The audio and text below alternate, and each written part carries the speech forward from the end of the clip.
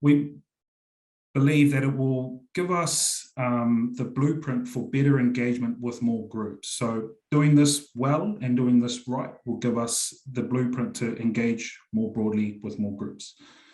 So I'm just going to share my screen. Hopefully this works, should do. Just bear with me.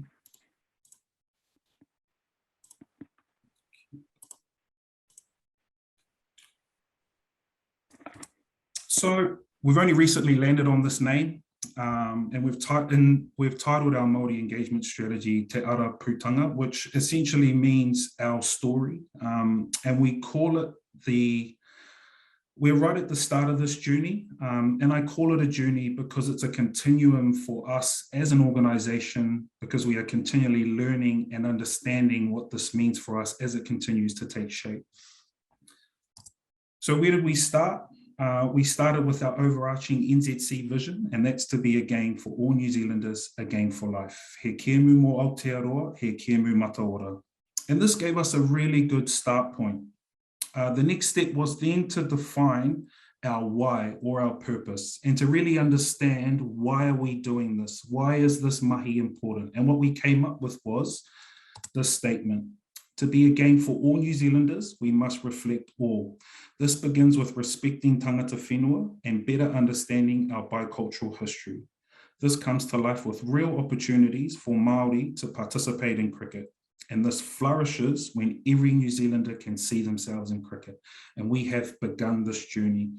Having this purpose, or this why statement, gave us a sense of direction and gave us a sense of why we are doing what we are doing, and gives our mahi a pillar of authenticity.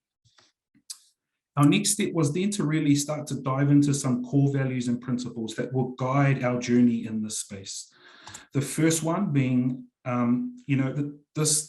this value is about upholding Māori values and tikanga, or customs and protocols, and is expressed through guidance and support. An example where we have most recently used this value, our board and SLT recently visited Waitangi for a comprehensive cultural program. Unfortunately, it was cut short due to COVID, but the intent was to give people an understanding of the Māori culture, and more broadly, an understanding of the Māori worldview. Going through this training enabled us as an organisation to better understand this worldview and integrate cultural elements appropriately, but more importantly, authentically. Our next value, this talks to things like leadership, humility, and integrity. And as an organisation, we are committed to walking the talk and following through on commitments that we have made. As I outlined earlier, our approach is develop the capability and understanding internally first. We want to be leaders, but we need the capability and understanding before we can do that. And then lastly, kotahitanga. Many of you would have heard this value and principle, but it's demonstrated through moving together as one. And we are committed to kotahitanga through working as a collective. There is a desire across all levels of our organisation, and as I mentioned, from our board through to staff and even our national teams, to collectively understand the foundations of our engagement. So what are we doing, or what have we done? So firstly, as I mentioned, we started by building the foundation blocks of cultural competency. We've established a board subcommittee charged with setting the direction of our engagement. Now, these are really two really important pieces of our journey to demonstrate leadership in this space. You would have seen, or you may have seen, we've increased our use of reo through the likes of social media, and we've gradually built that up to become a norm, as opposed to just something that happens during a week where we celebrate the Māori language.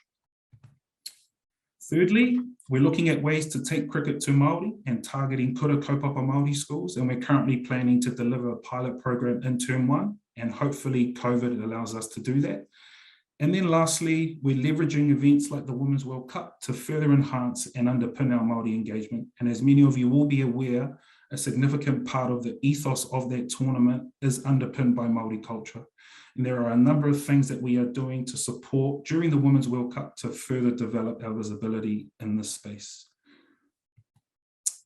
And it's just a bit of a collage just of some Māori cricketers past and present, got some up and coming Māori cricketers there, but that wraps up my presentation. I had 5 minutes to get through this, but I just want to wish you all well for the upcoming season, and then I hope we can get out on the park soon.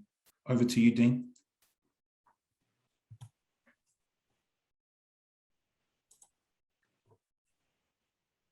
Awesome, brilliant. Thanks, Andrew. Just for those who are joining us, please change your name to your correct name in the rename function. And also, we come from in terms of club, district, or school, or your role within our network. And welcome to those who joined us late. Apologies, I forgot to mention from the outset as well, where we want this to be as interactive as possible, especially when we get to the Q&A part. So if you do have a question, can you please send that through via the chat function to Auckland Cricket, which Leah Morellic, our Senior Cricket Manager, is moderating, and then she will pass it on to Javeed, who is moderating our Q&A session once we get there. Awesome, so that's great, Andrew, and thanks for that from a national lens. And I think kudos to New Zealand Cricket for taking the lead in the D&I space, and especially Māori and the biculturalism that our country is founded on.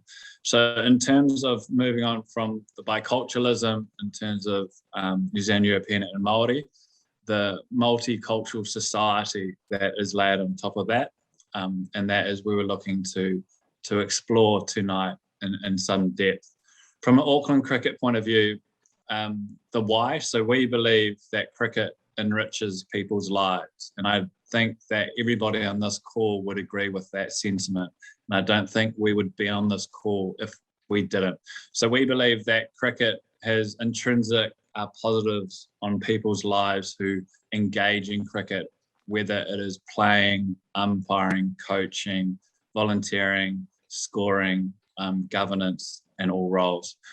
We think cricket is a unique sport in the way it connects with its and engages with its players and its environment as well, and the lessons it's learned that can be learned from it, and also the friendships that can be brought about as well, which is hugely fantastic. And that's what we want to offer everybody, or first in Tamaki Makaurau, regardless of background, opportunity to engage in cricket and whatever that looks like. And that opportunity and anything they do beyond that is up to them to take the game wherever they would like. And our job is to offer, firstly, those contact points or those transition points into cricket, and then attractive offerings for them to be wherever they are within their cricketing journey. Just on New Zealand, what Andrew alluded to there, our vision, we've got it recently, and a lot of us on this call have heard this before. So just quickly from our point of view, where this has come from, we have a new strategic plan, and the vision we share with New Zealand Cricket, which is a game for all, a game for life. And then under that, we established 3 key focus areas, with one of those being representing Auckland. And we want to reflect the unique and diverse makeup of Tamaki Makaurau in terms of the ethnicity breakdown, but also the diverse and inclusion parts, those with disabilities, and gender as well. So that's what we're striving to do.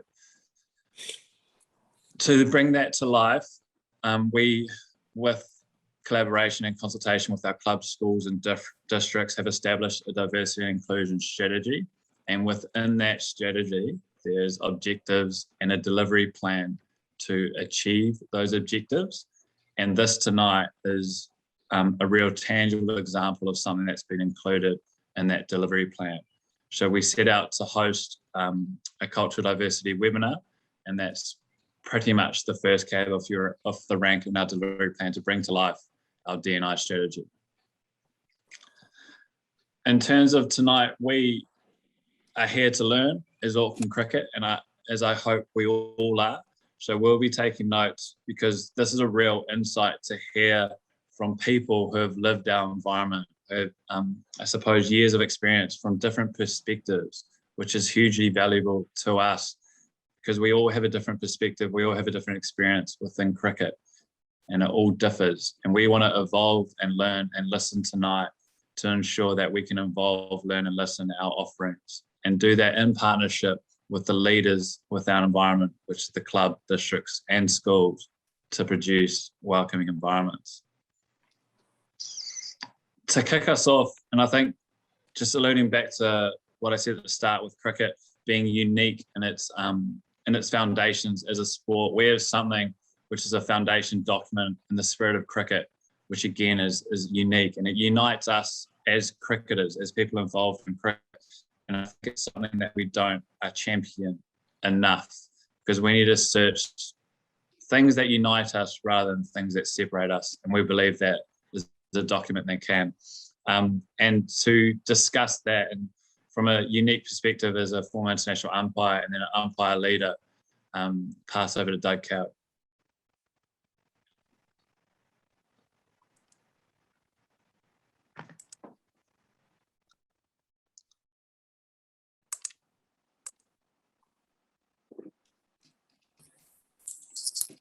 Welcome, guys. I'm going to share my screen with you, and let's see if we can talk a little bit about the spirit of cricket.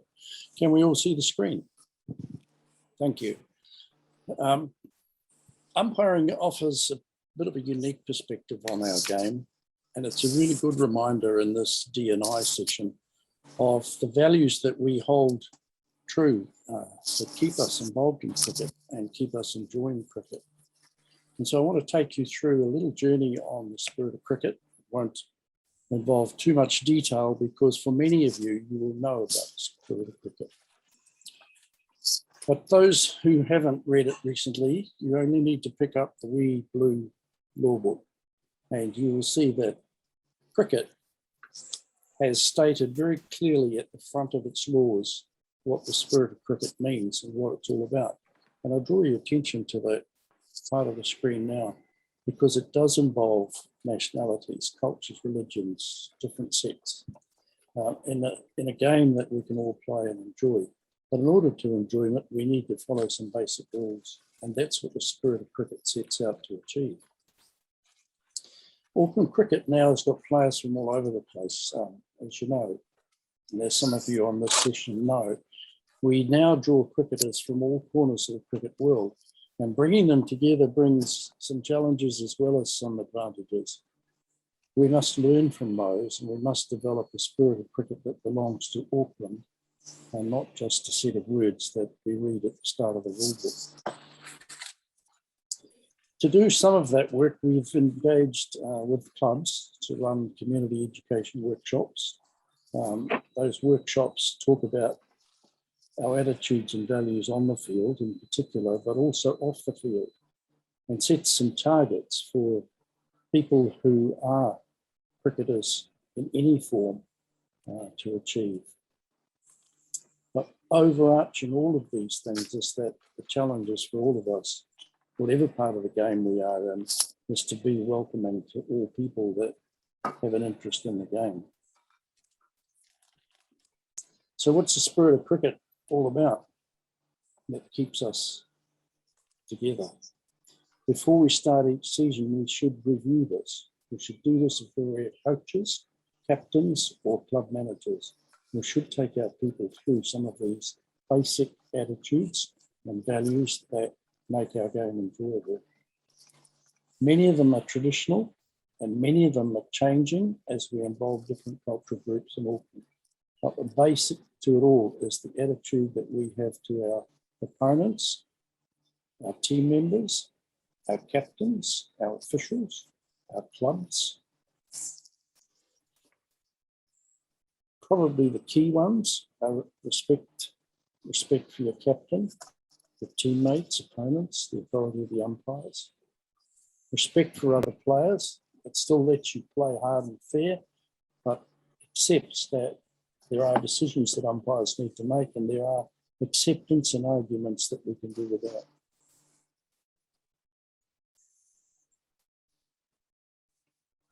The spirit of cricket centres in a practical sense in every game around the captains. And if you have captains, or if you are coaching captains, you must include them in learning about their role and their importance in the game. It's not only captains, but they are the centre of it.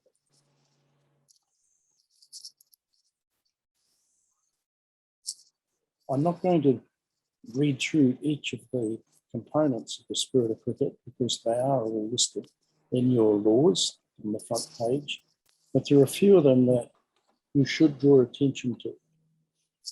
Things that are very simply put: congratulating your opponent's success, enjoying those of your own team, thanking people for their part in the game. Because if we do it properly, cricket is an exciting game. It does encourage leadership, friendship, teamwork, and brings people together from all different nationalities, cultures, religions, especially when they play within the spirit of cricket. So let's remember just briefly why people play cricket. I'm sure you'd share all of those things: the challenge, the enjoyment, competitiveness, chance to prove your skills, enjoying each other's company. Sorry, Mike. All of those things. And something that we shouldn't forget is the ethics and values that cricket offers, of what people actually enjoy about cricket. And those things are manifest in many ways, from both on the field to off the field. I mean, sharing a meal, which used to be part of the tradition of cricket, really seen today. Something our clubs might think back to. Schools are doing that very well. Some of our Auckland schools pay particular attention to that in a quite formal way. So we all need to agree on the standards that Auckland's going to have in its cricket: laws and fairness, spirit and behaviour, hospitality. And once we all agree on those things, I think we will attract people from all different corners of the cricket world. We will attract people who've never heard of cricket but have seen it and want to come along and enjoy it. The Auckland's umpiring group is a good example. We accept anybody to become an umpire. It's just about being an umpire. It doesn't matter where they come from, what age, ethnic group, sex. They all come along and belong.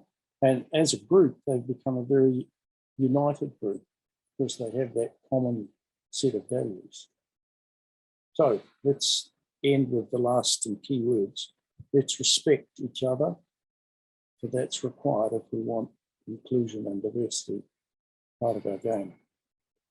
So don't say guys, say hello in many different ways that you can in cricket.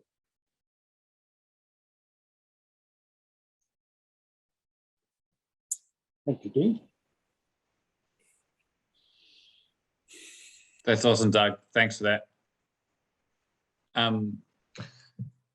We're very lucky to have from Sport Waitakere, Javeed Ali, who, as I said at the top of this, is a leader in this space and has a unique perspective, has played cricket within Auckland for a long time and continues to play in grey cricket. So he lives and breathes the environment that we create as a system. So he not only has leadership through what he does in his 9 to 5, but he also has that perspective Tuesday, Thursday through Saturday also, which is awesome. And we welcome Javeed to first of all have a bit of a deep dive in the data and then look to moderate our Q&A.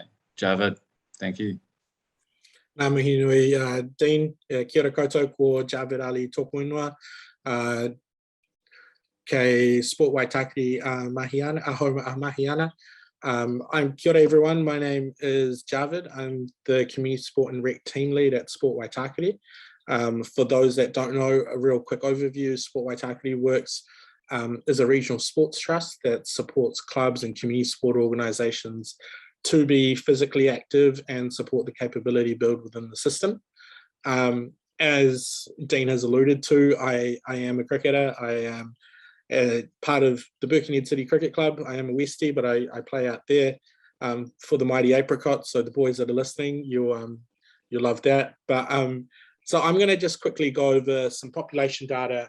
I'm going to go over some insights that we've Sport NZ has gathered, and just to kind of set the scene before we go into having a chat with our the awesome panelists that we've got. So I'm just going to quickly share my screen.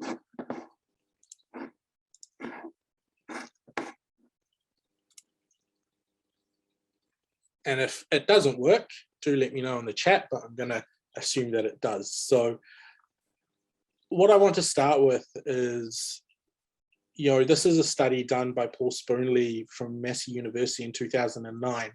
And so the study is almost 12 years old now, and it talks about how clubs and organizations really need to have the knowledge and resources to communicate and engage with ethnic communities effectively and to increase their participation in sport. And I mean, everyone here in this room would love to make sure they see their club grow, see their club numbers grow. And this is an opportune moment for it. And there'll be two parts to kind of what I talk about. There'll be first the part about identifying opportunities which are within your region or within your area. And then I'll further go on and talk about how we can create more inclusive environments within our system to make sure that once we get them through the door, that we can continue to keep them for longer periods of time.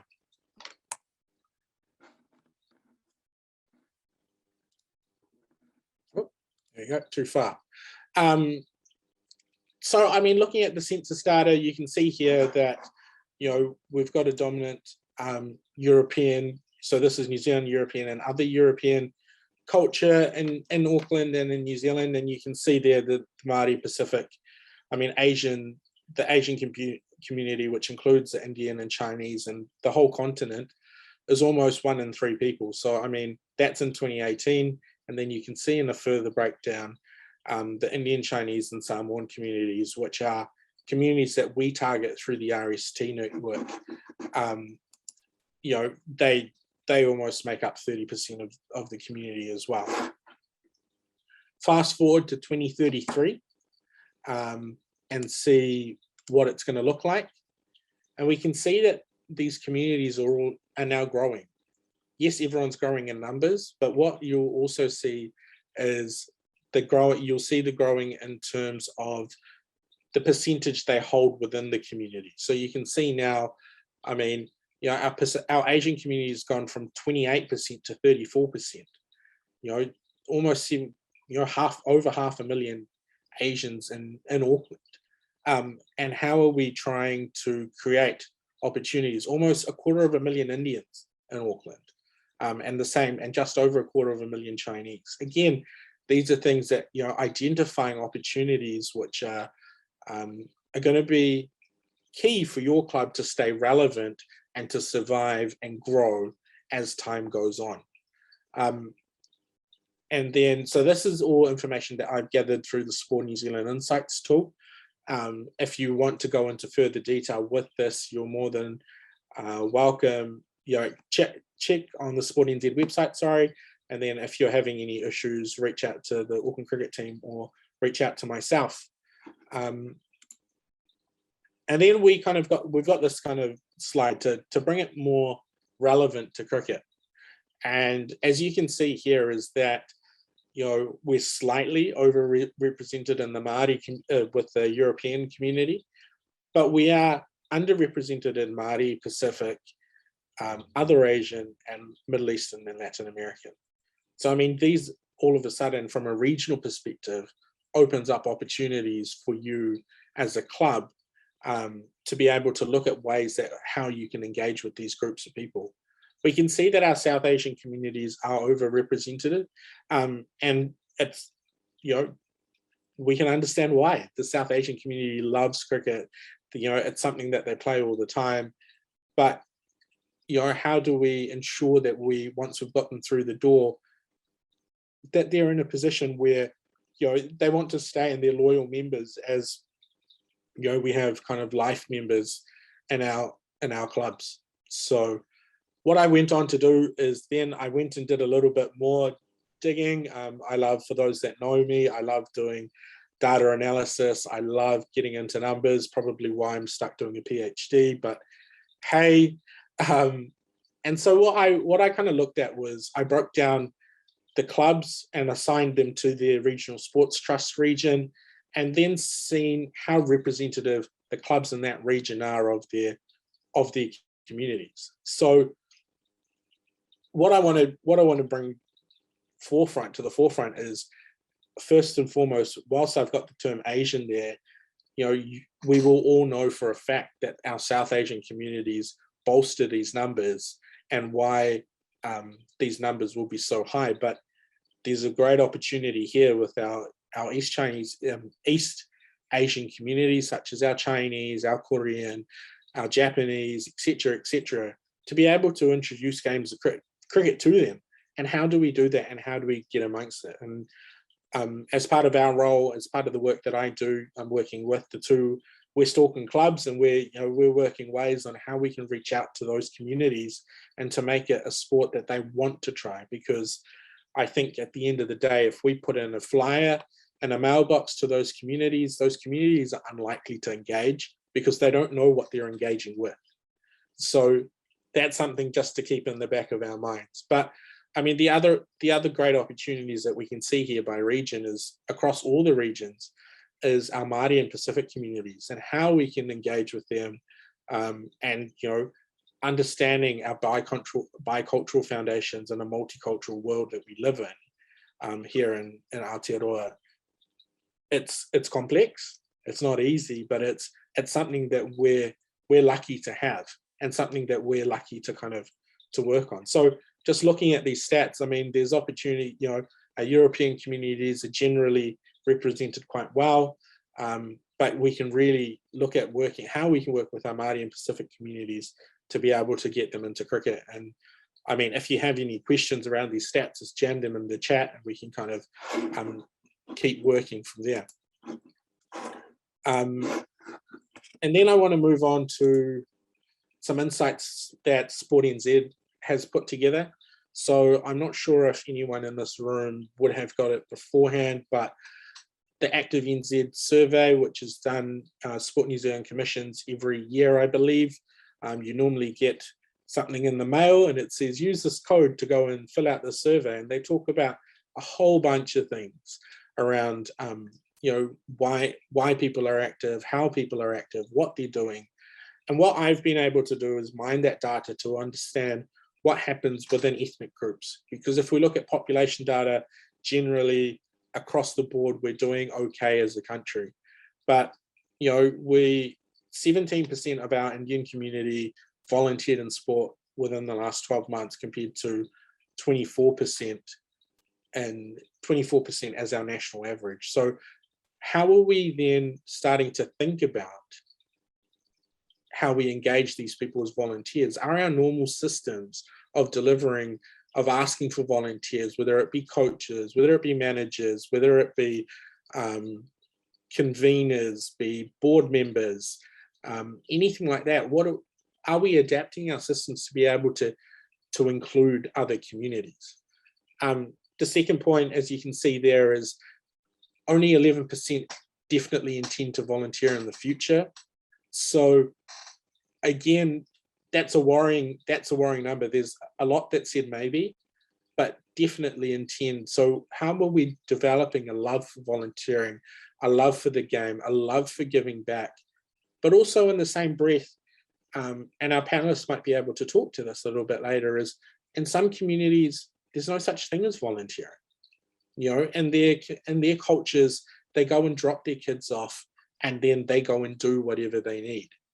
So this notion of volunteering is new to some communities. So how do we teach them? How do we bring them along the journey to understand what volunteering is? And a stat that I found really interesting, that when I was delivering a workshop for a bunch of uni students, was that our Chinese and Indian children under 18 are actually more physically active than the general New Zealand population.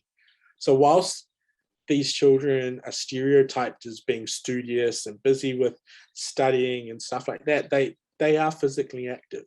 They are participating in physical activities. So, where's the next?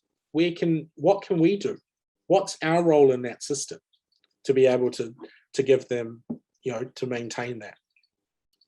But on the flip side, over 18s, they are terrible. So there's a big issue in that. And then the last bit of talking from me and last bit of slides that you're going to see is the voice of the participant insights. So again, a Sport New Zealand led initiative, which has got a number of sports together. Cricket is one. There's rugby league, hockey, soccer, to name a few off the top of my head. And so what you can see on the screen there is it's just a comparison between the national level data and then data that we're looking at from a really specific cricket level. And, you know, I'm looking at the ones that are right at the top. So on a 1 to 5 scale, the ones that have said 5, you know, our Indian communities and our Asian communities are scoring less in most cases. And so that gives us an opportunity to now think about how do we do things differently? How do we do things to make sure that our system that we've always had in New Zealand of club sport, you know, growing up, for me, you know, you go in, you know, I had, you know, just to give you guys a little bit of a story, and the background is my parents migrated from Fiji. Fijian Indians don't play cricket. So my parents had no clue what cricket was.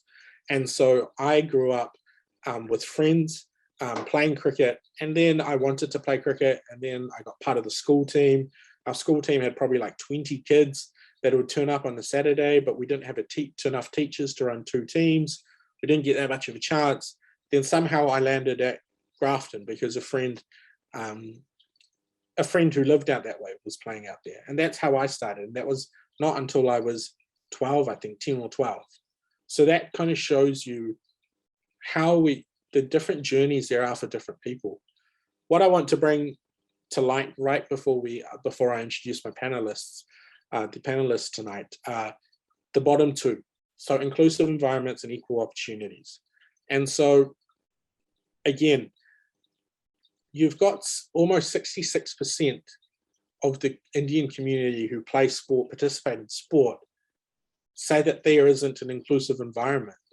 And it creates a great opportunity here to be like, well, what can we do? How can we create this environment which makes people feel included? And then on the flip side, on the cricket question is equal opportunities. You know, only 1 in 4 Asians, which includes our South Asians and our wider Asian group, perceived that they strongly agreed that they had equal opportunities. So, you know, again, how do we send messages, and how do we create opportunities where these people feel like that they can, they feel like they get the opportunities that everyone else is getting. So that's the end of my quick little presentation, and hopefully I didn't bore anyone to death. But what we're going to move on to now, actually, I've got a nice little slide before we move on, is we're going to introduce our panelists. So we've got, as we all would know, we've seen Ajaz. He's a suburbs New Lynn man, grew up out west, playing for the BLACKCAPS now. We've got Regina, plays for the Auckland Hearts and Samoa, and Stanley, who's, you know, a NZC level umpire, and Ketan Patel, who's a club ops manager out at Auckland Uni Cricket Club. So I'm going to stop sharing my screen now. Before we move on, does anyone have any questions regarding the stats that I've kind of put up and talked about?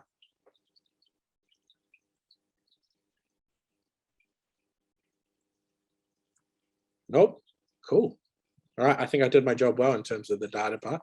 So we'll move on. We'll move on to the panelists now. So, you know, so like I said, we've got Ajaz, Regina, Ketan, and Alan. And maybe just to start off with is, and you guys can paper, scissors, rock to work out who goes first. But talk to me about what your journey was into playing organised cricket or participating in organised cricket.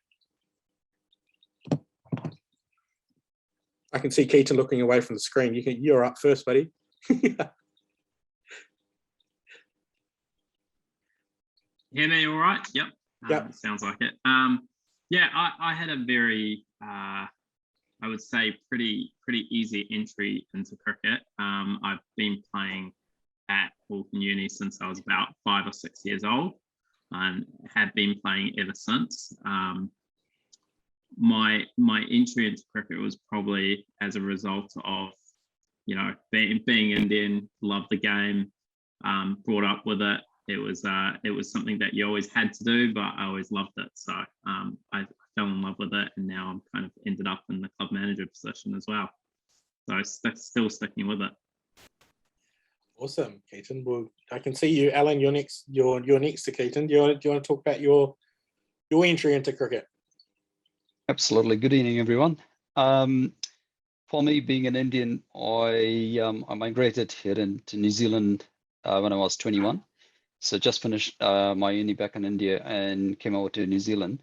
And I've been playing cricket for my school, for my university back in India. And when I came to New Zealand, everything was new for me.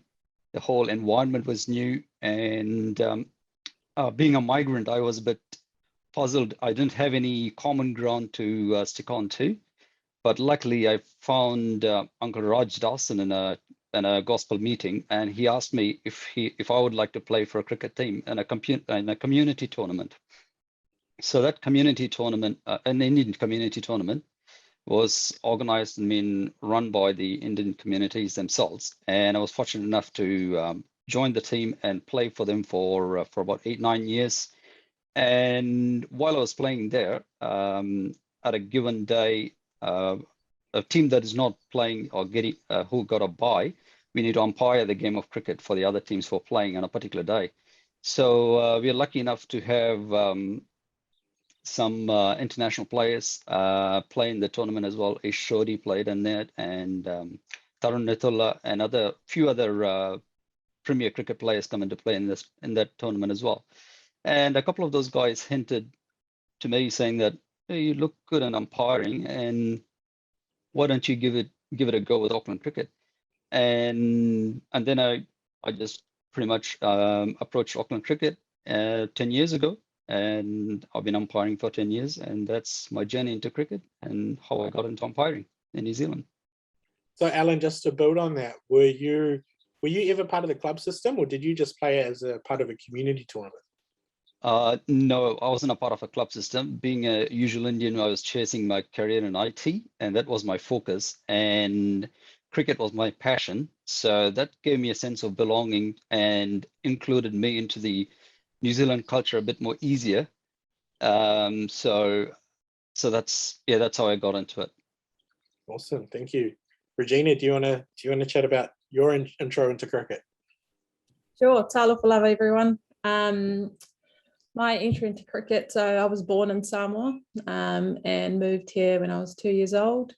I'm the youngest of a big Samoan family of 8 kids, so 5 older sisters and 2 older brothers. So there was a lot of backyard cricket going on.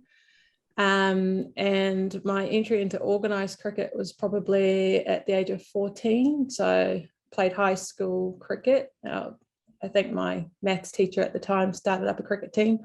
And then he took me to an Auckland under-17 trial, and that's where and then from there I started playing club cricket. So it was a little bit backward for me, but that's how my journey began. And so how did you get playing school cricket? Was it just someone put something up and you were keen, or? Yeah, it was a little bit. So my sister, who's 2 years older than me at the time, was at the same school, and my cousin. So there were 3 of us that were pretty keen.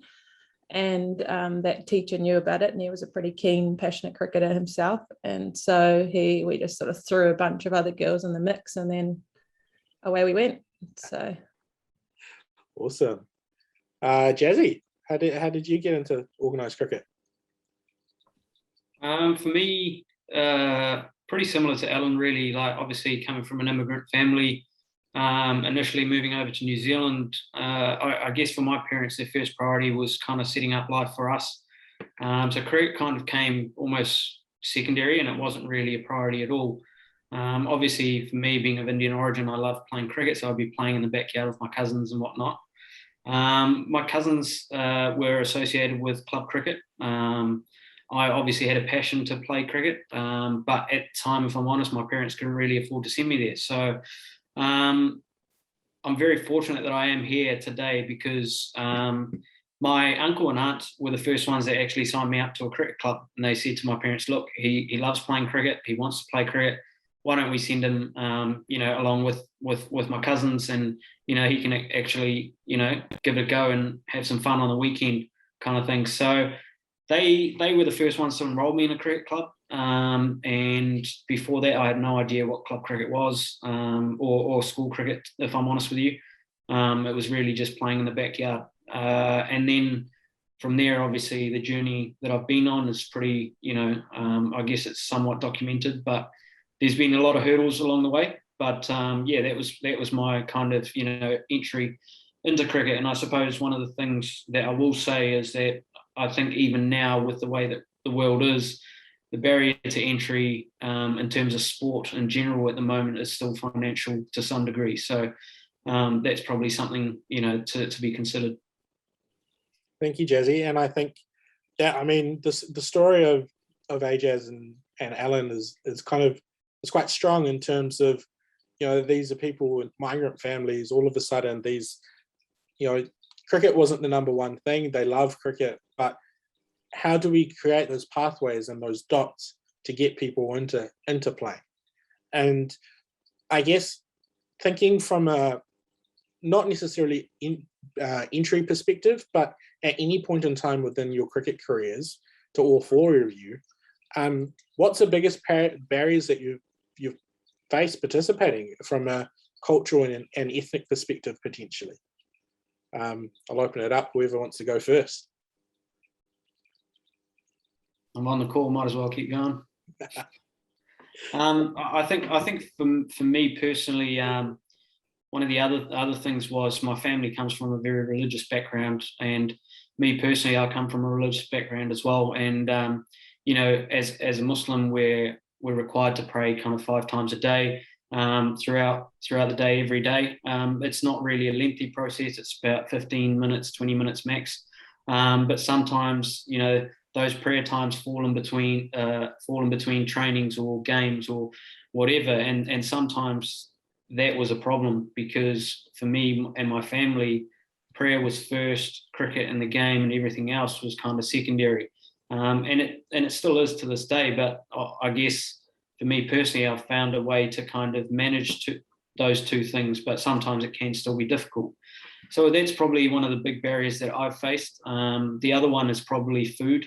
Finding food that I can, actually eat. I mean, for Muslims, halal food, it has to be. To this day, when I'm traveling around the country on the domestic circuit, I still have issues with trying to find halal food.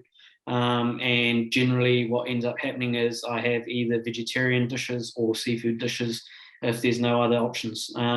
So that's general, it's an issue that I face on the daily, even to this day as an international cricketer.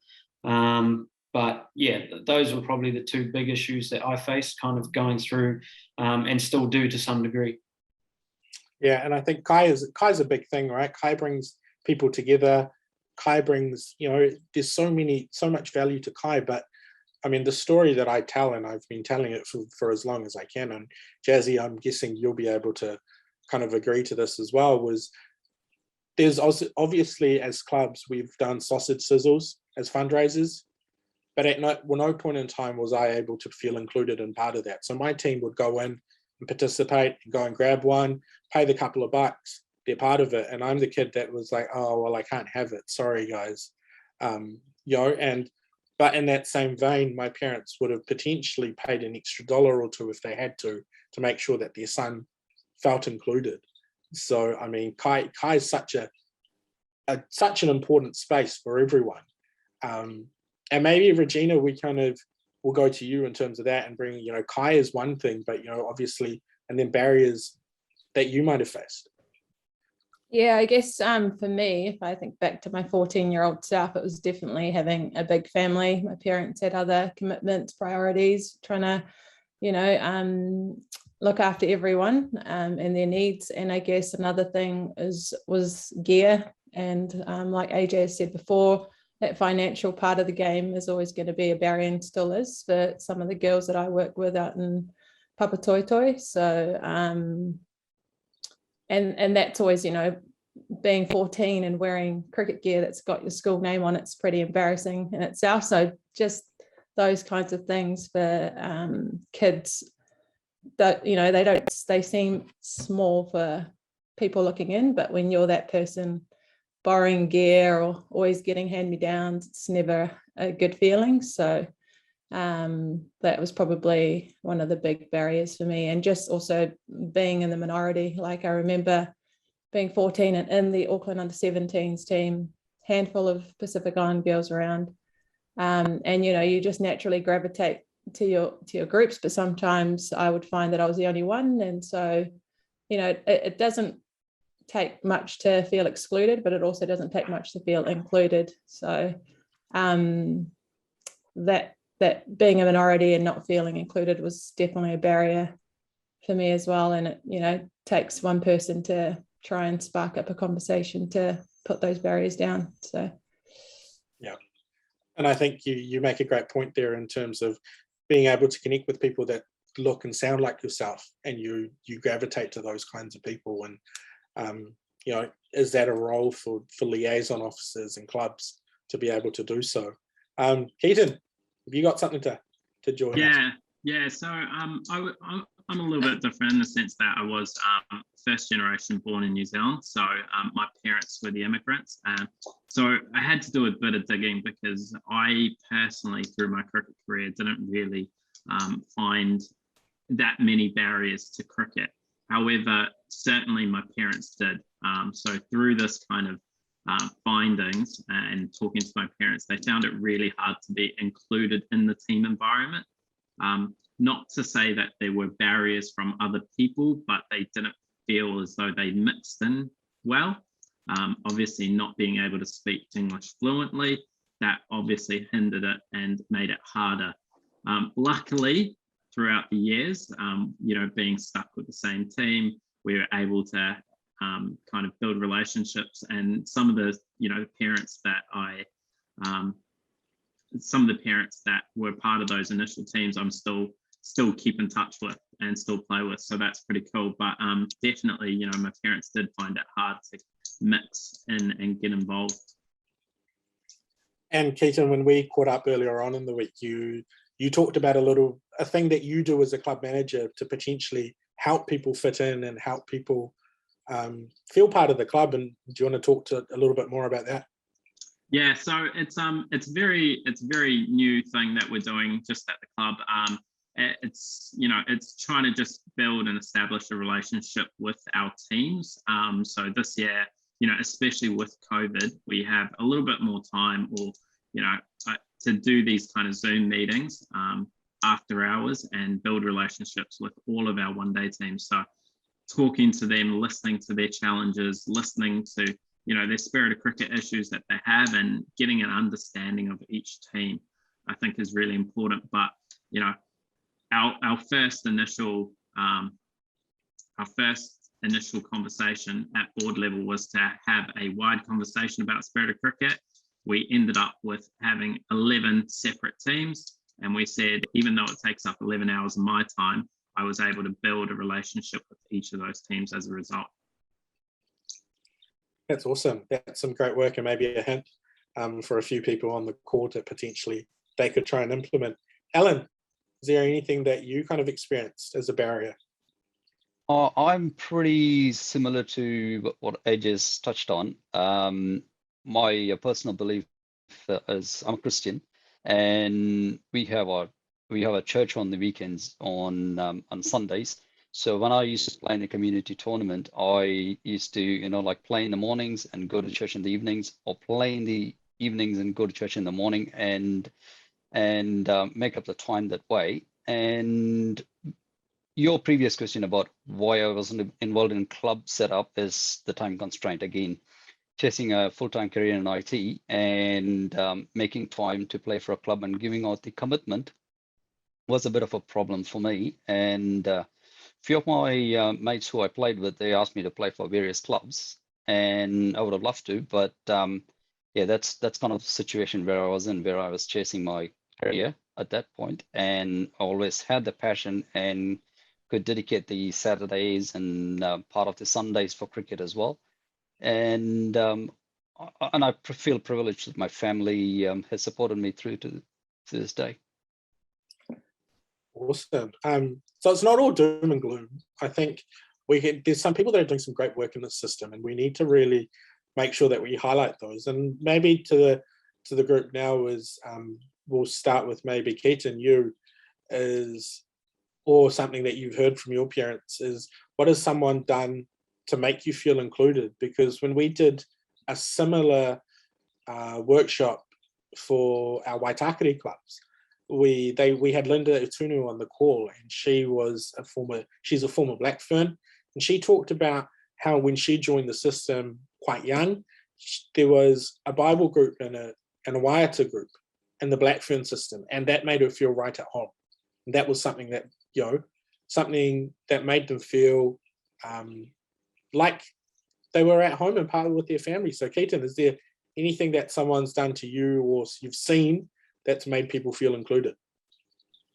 Yeah, I think you talked about kai or food right at the start, and that's certainly something that is really important. I know just going to those kind of team after season parties at the end of each season, it was always difficult. I didn't really get to eat much, not being able to eat beef, and that was always the common kind of theme across these parties. So over the years, that progressively changed to everything being chicken or just another option for me to eat. So that's certainly something, that was helpful. And how'd that come about? Were you voicing your opinion, or did someone ask you, or? No, it was probably, again, started just from those team members who recognized that was an issue, and they were being inclusive, and trying to offer different options so that we felt that we could come along and be participating in these team events as well. Awesome. Alan, do you have something to add in that space? For me, food wasn't a real barrier at all, because I don't have any specific food requirements. So anywhere, everywhere, I try to try new things, new foods and new varieties of it, and try to accommodate whatever they offer and enjoy the moment. Has anyone done anything to make you feel included, gone out of their way to do something for you in your experience as a cricketer or an umpire? Absolutely. So that's part of being an association, and the support structure around being in a professional association like Auckland Cricket is, as umpires, we are very fortunate enough to have umpires of varied degrees of experience. And a classic example is Duck Howie himself, and we can't have a better example than him. Is he's got so much experience, and we got a good group of experienced umpires who can pass on the experience to us, and we could take the baton and then pass it on to our future umpires coming through. And we always make others feel comfortable and make others inclusive, and always we highlight the point of camaraderie is giving them the trusted friendship or the trusted companionship, and then they can, like, each other can open up with each other, and we work as a team, and the team we get each other's back. So yeah, that's how we excel. Awesome. Jazzy, is what someone done to make you feel included?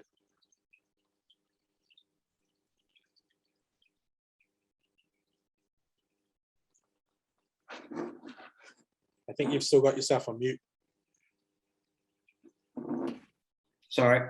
I've actually got a few stories, and I think it's valuable to actually share them.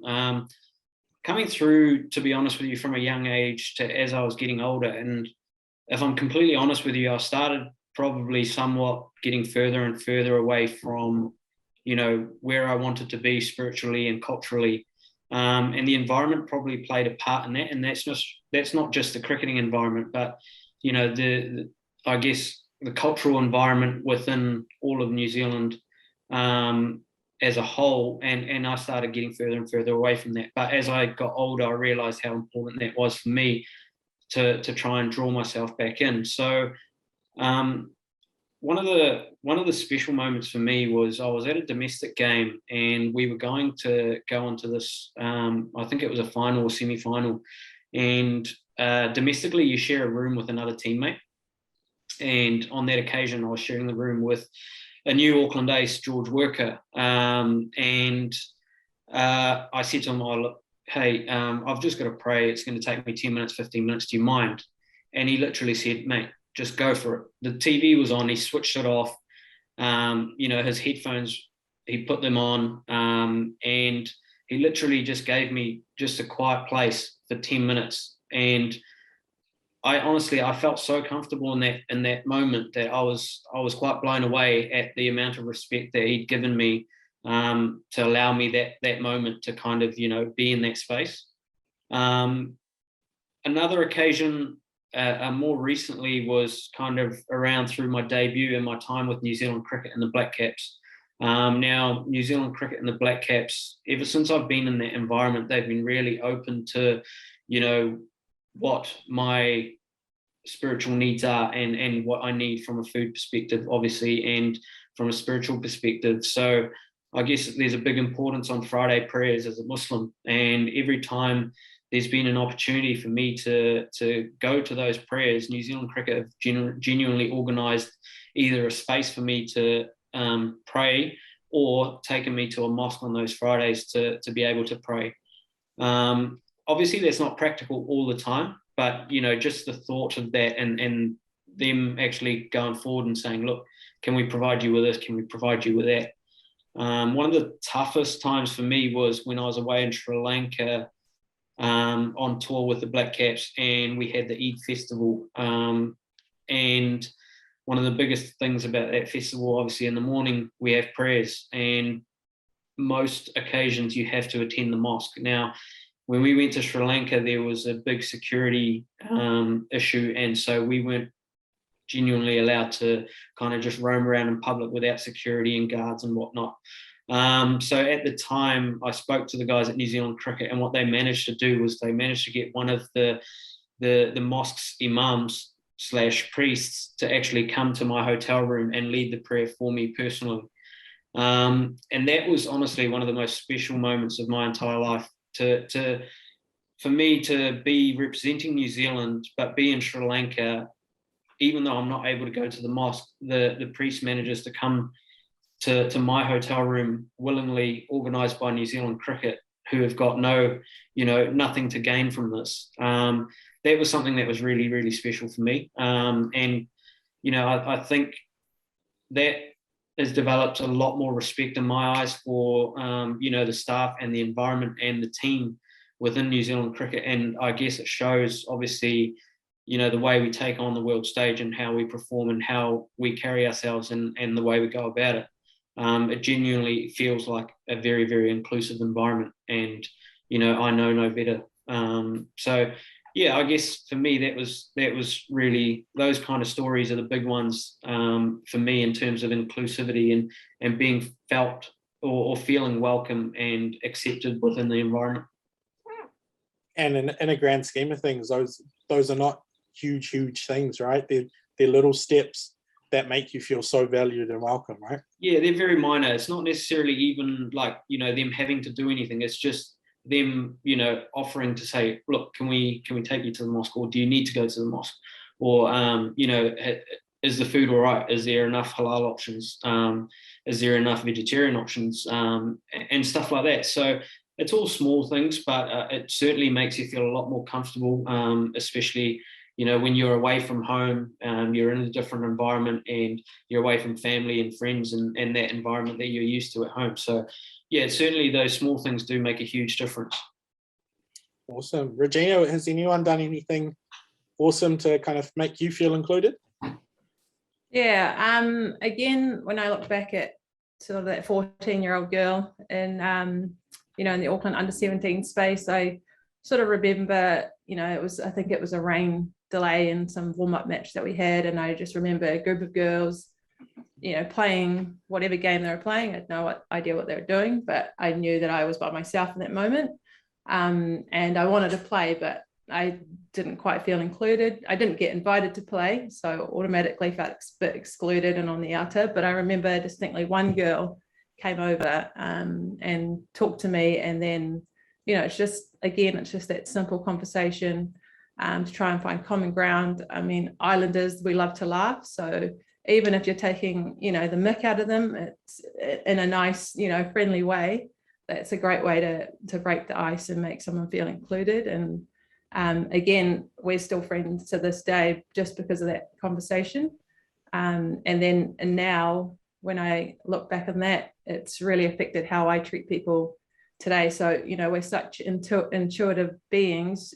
It's obvious when, you know, someone feels a bit awkward in an environment, and it's about having the courage to actually go over and go out of your way to make that person feel comfortable, because you just don't know how it's going to pan out. And that's probably quite a deep way of looking at it, but you know, that I'm 35 now, and that was when I was 14 years old, and I still distinctly remember that moment. And I think also today, other moments that sort of come to mind is I went and lived in Japan for a year, and it's an amazing, completely different culture.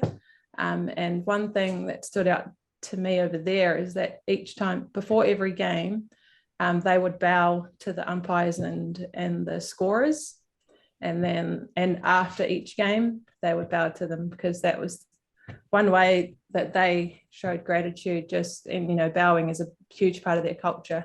It's how they say hello, thank you, whatever. So I just thought that was awesome. And in the Samoan community, you know, again, laughing and having fun, doing chants. So when we had the Samoan girls come over and play for Papatoetoe over here, it was about me trying to make them feel included and comfortable in our, you know, traditional cricket here. And again, it was about incorporating those chants into our games. And so I don't know if there's umpires on here that have umpired one of our games, but you know, they loved that the girls were up and using their Samoan chants every now and then, and just how much fun it was. And I think at the end of the day, that's what it's about. And you're only going to have fun if you're feeling included in an environment that you're in. And I think you make a great point out of that is, you know, it's something that, you know, I've been saying for a while now, is people don't necessarily are exclusive, but we're not explicitly inclusive.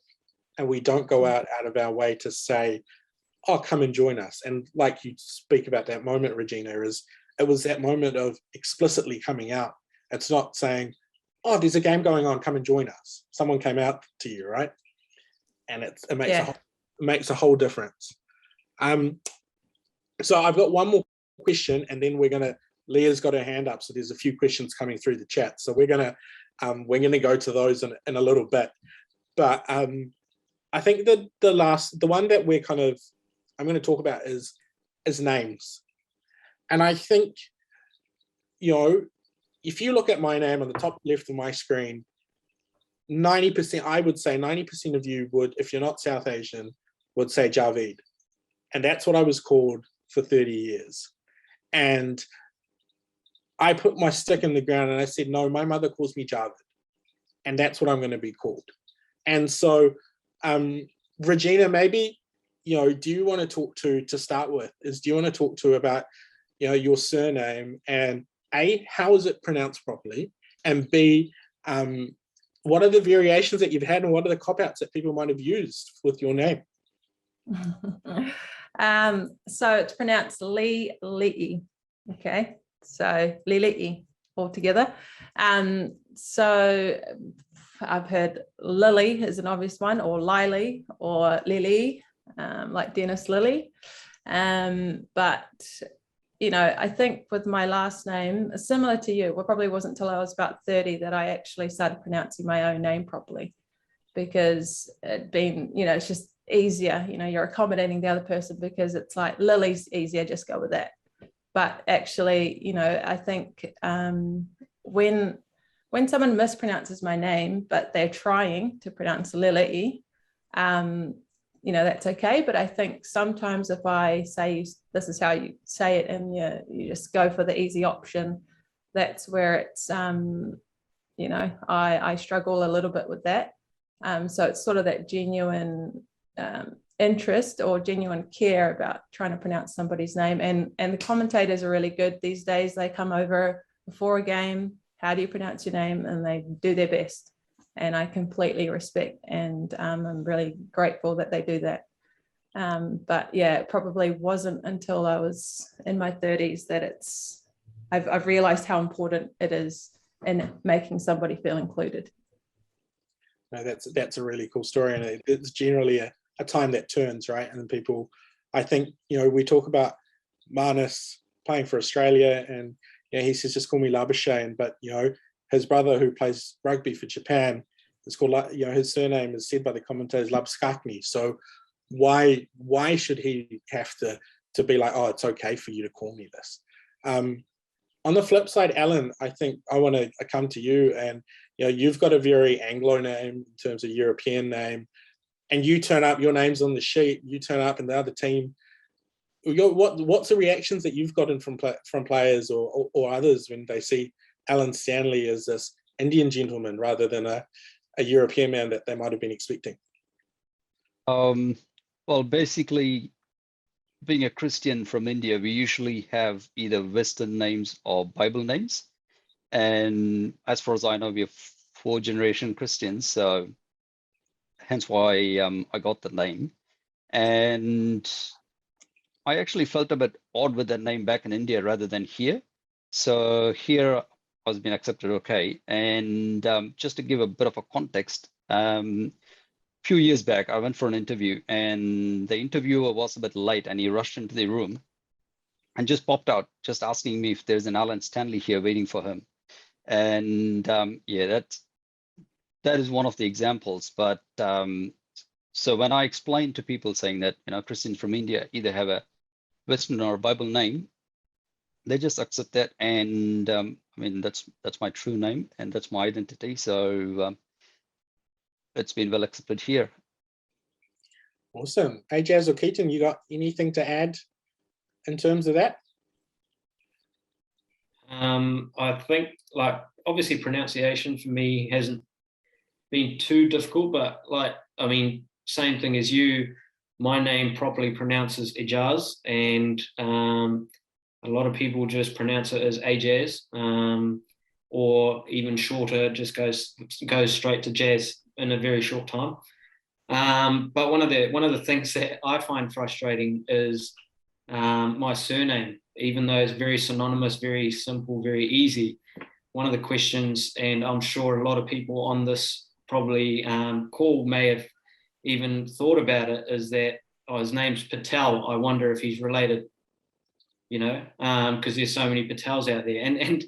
And to be honest, it's a fair, like, I guess it's a fair question, but at the same time, it's like Patel is such a common surname in India that sometimes it gets frustrating because you meet a new person and they see that your surname's Patel, and they straight away assume, oh, you know, Javeed Patel played for New Zealand, are you related? Or Dibak Patel played for New Zealand, are you related?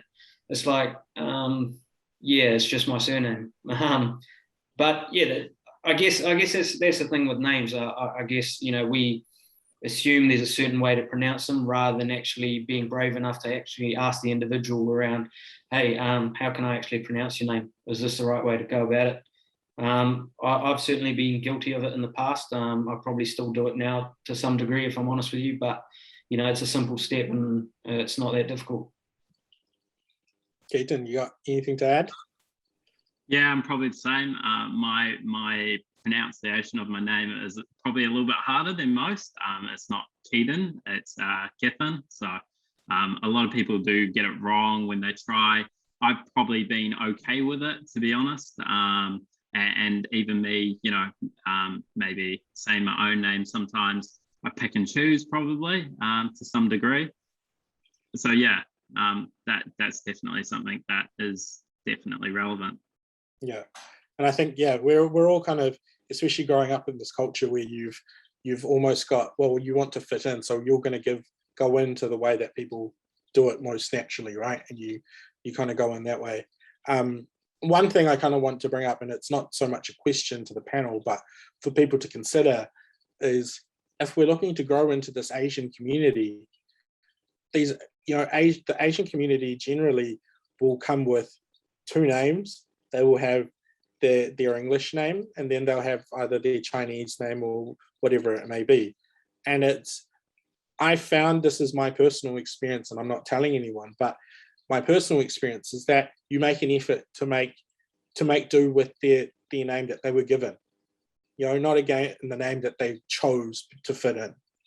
And I had a new staff member start at the start of this year, and she was Chinese, and she said, "Oh, you can call me this," and I said, "No, what's your name? What?" And then I made an effort to put that out there. So that's something for us to consider.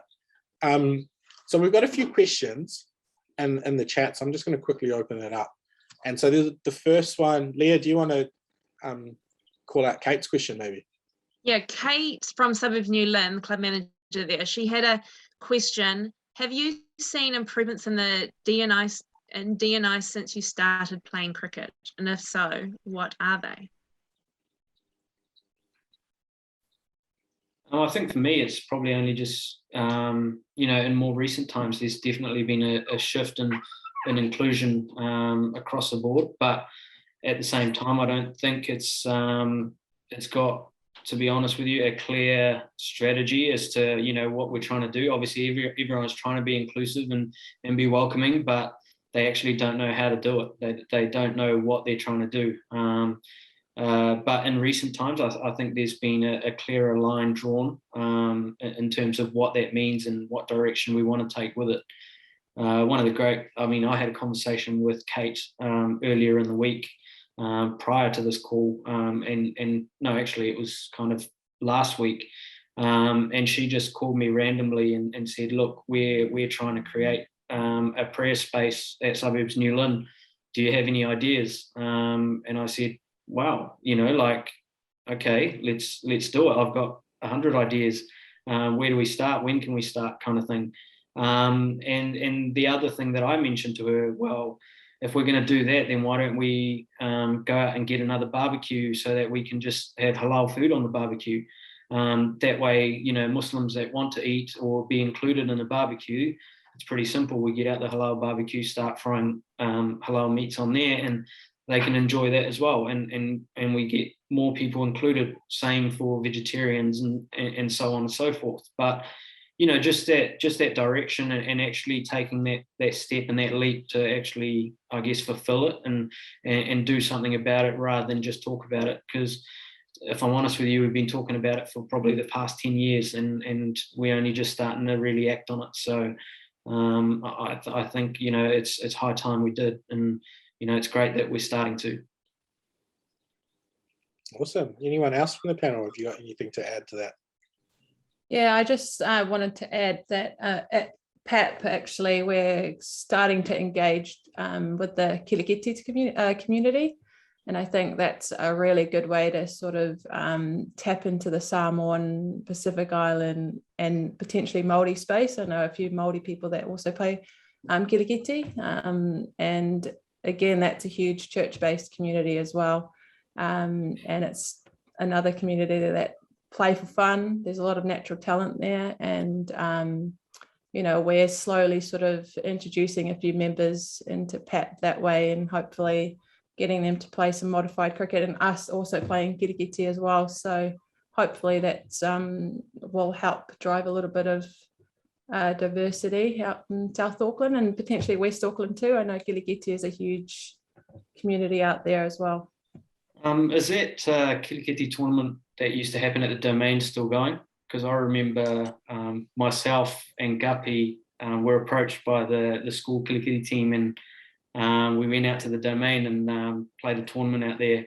It's quite amazing the amount of people that were actually out there, and some unreal skills. I mean, it's pretty brave to go up against someone bowling half the speed that they were without a box in a lava and with those balls that bounce like crazy. So I think it's probably something that I think we can bring back if it's not there, because the amount of people that we're doing it, and it's a great kind of avenue into cricket as well. So yeah, can't see why we can't do that again. Yeah, and I think that the thing here that I'm hearing is also going out to communities, right, and not kind of going out there with no real intention and just trying to go and support them with the hope that they come back, and being genuine about your support. Ketan or Alan, do you have anything to add to that question from Kate?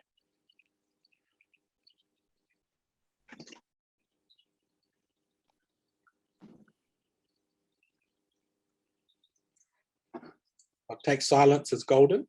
We'll we'll kind of keep going. There's a question here, Regina, about women's cricket, and I guess I want to maybe tailor it a little bit, and just kind of, how can we see more of our, with your work that you've done, how do we see more of our ethnic communities or ethnic women participating in cricket, and what are some things that we need to be cognizant of? I think, again, the Kirikiti community is massive. Also, if I look back on my own journey, again, it was school cricket. I wasn't playing any club cricket before I even started playing age group Auckland cricket. So I think that school cricket is going to be a huge drive. And again, with the Pacific Island and Māori community, there's so much natural talent that there's, a lot of other sports that are competing for those same players. So trying to work with the Kirikiti and school communities would be the only way I can see, or potentially a big festival day that each club holds, which would be pretty cool. I'd say, where each, I don't know, you just make up teams of a Samoan team, Tongan team, Māori team, whatever. Doesn't have to be obviously those people, but a festival day or culture day at your club could be quite a cool idea. Awesome. Ketan, is Auckland Uni doing something in that kind of space to really target communities? Not quite. We have a volunteer in that space who organises some tournaments. So they have reached out to us, we've reached out to them saying that we would love to be able to host it here. And then it kind of fell through the cracks, unfortunately, last year due to COVID at the start of the season. So that never got to happen, unfortunately. But in terms of what they were looking for, opening up the club rooms, making space available, we're happy to accommodate and try and get them involved at the club. And then hopefully from then on as well, get them involved in some of our social cricket options, which they're probably unaware of. Not that they didn't want to participate, just completely unaware of it being played. Awesome. So we're being cognizant of time.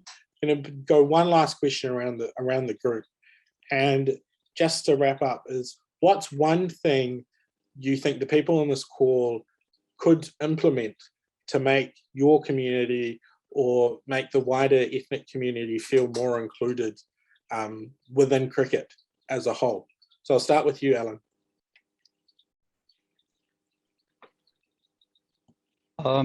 The one personal thing for me is, as Doug and the executive team from the Umpire side of things, they already organize community workshops and things like that, and they do club workshops.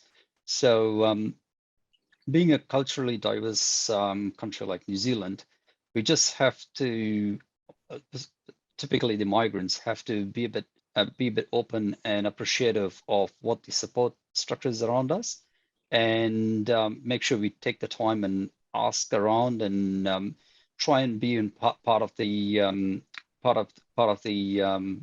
cricket structure, and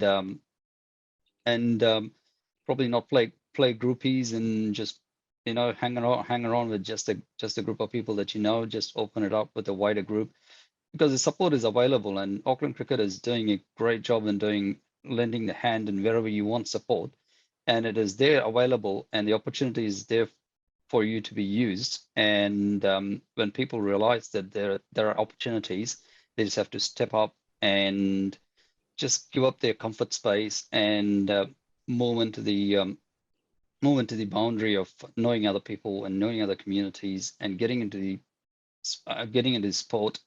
And and yeah, open to new opportunities is what they should be looking for. Awesome. I think just to follow on from that, Regina said it perfectly. We've just got to be explicitly inclusive, and we've got to take the first step to creating that culture. Cool. Jazzy, have you got something to add? Yeah, I'll add to that. I guess, you know what, yes, we got to be inclusive, but we got to know how to be inclusive as well. So I think the education piece around that is really important. And I think in recent times, like the whole Black Lives Matter movement and you know, the racism movement is really taken off. But the biggest thing in behind all of that has been around educating people on, you know, what the issues are actually about and what the issues are. So I think we need to have a really good understanding of what these issues are, like, you know, have an understanding of what these different cultures are and, you know, what their requirements are. I mean, you know, for me, my biggest thing is, you know, food and prayer. For someone else, it can be family and money. For someone else, it can be something different. But that's different through different cultures. So we really need to have some form of education or background information so that we can actually target different groups more specifically, rather than be generic about it and say, oh, well, we're just going to be more inclusive and include everyone. And I think inclusivity is 100% right. And Regina said it perfectly, is that, you know, for her to feel inclusive, it was about that girl coming up and talking to her. But for me to feel inclusive, it would be someone coming up and offering me a place to pray or a place to eat. So for both of us, that would be completely different. But at the same time, it's working towards the same purpose. So I guess that's the difficult part about diversity, is that there's so many different avenues you can tackle and different ways to go about it. But we just need to have that education and that understanding in the background first and foremost.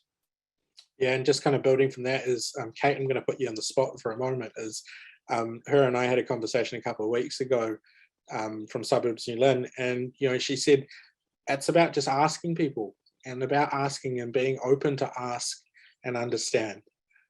So I thought that was pretty amazing to hear from our workshop that we did for West Auckland. So Regina, do you want one pearl of wisdom to summarize for all of us? I guess just as you guys were all talking, I was thinking, for me, if I wasn't already playing cricket, to feel included at my club, I guess it would be about understanding the community around you and trying to tailor some sort of culture day for that community to try and bring them in first and foremost, and trying to find a way, some modified form of cricket to, I mean, I think, again, I can only sort of speak a little bit from the Pacific Island community, and again, it's all about fun. So, you know, trying to find some sort of shortened format that, you know, in Kirikiti they play 50 ball cricket, you know, so trying to find something that's going to suit everyone, but try and bring in some different cultures would be cool. Like, I mean, just like sort of how they have Samoan Language Week, Māori Language Week, it'd be cool if maybe a particular Saturday was tailored to some sort of culture that everyone, you know, did across Auckland or New Zealand, wherever.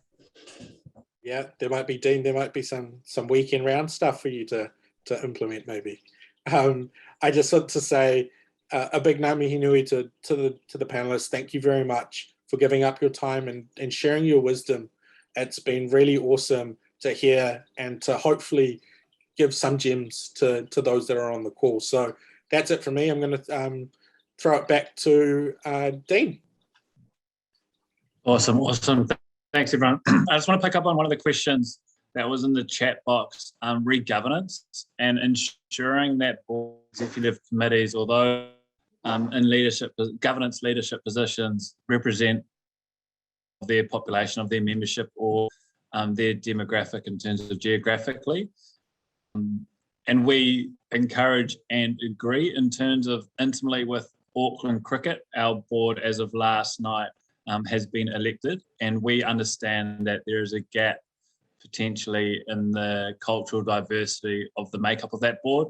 So not speaking for the board, but the board are exploring ways to co-opt a board member or build board members on in the interim to fill that gap, but they realise that's the gap within their school matrix. But just following on that, that's hugely important. I think the panel especially have led tonight, and everybody in this call is a leader within their own right within our environment and our community. So it's so important that we take momentum from discussions like this and discussions 101 and start to create change with our environment. And we as Auckland Cricket are here to explore, to listen, to learn. But I think this is us officially addressing the inclusivity objective for cricket within Auckland and making cricket truly a game for all. And we look to progress that further. But we're always here to listen.